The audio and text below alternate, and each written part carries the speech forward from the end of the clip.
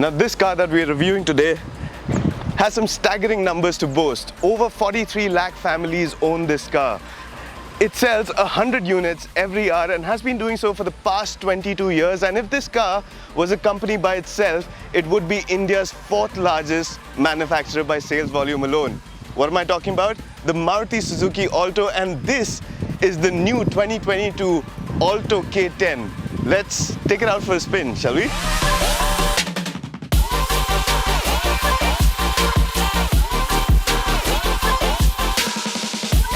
The new Alto K10 has updated its exterior looks with a clean front end that only boasts of a large honeycomb grille, angle headlamps and no provisions for fog lamps, and given the price range, it doesn't feature LED lighting either.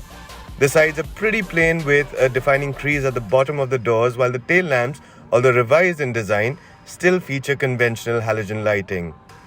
Alloy wheels come as an optional extra with 2 customized themes that Maruti calls Glinto and Impacto that one can choose to customize the exterior look of the car. Overall, the new Alto does look appealing for a small hatchback.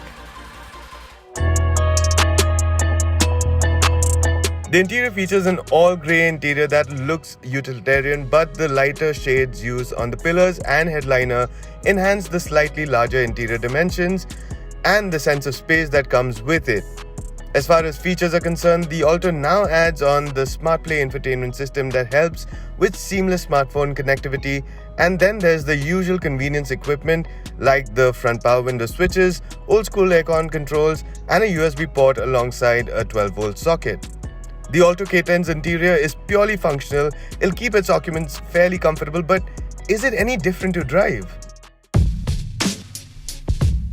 Well, yes and no.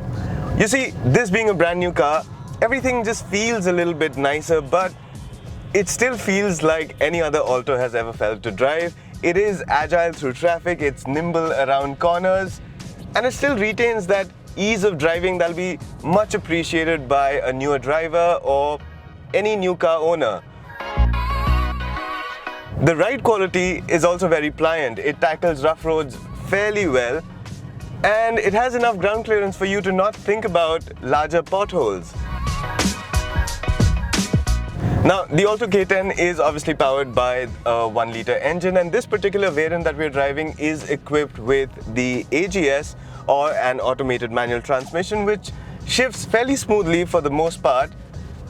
But quicker shifts would have felt nice, and there are these mild jerks which come on time and again, mostly at lower revs, irrespective of the gear. And if Maruti could work on those, it would definitely help improve the driving experience overall.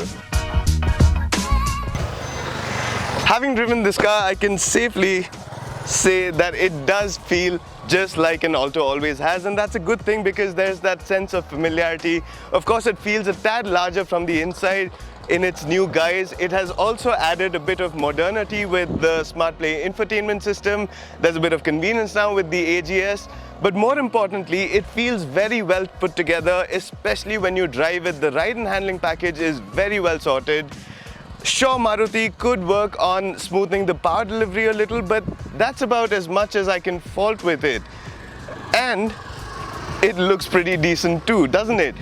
Why don't you go ahead and tell us in the comment section below about how this car looks and what you feel about its pricing with all the new features that the new Alto K10 adds on.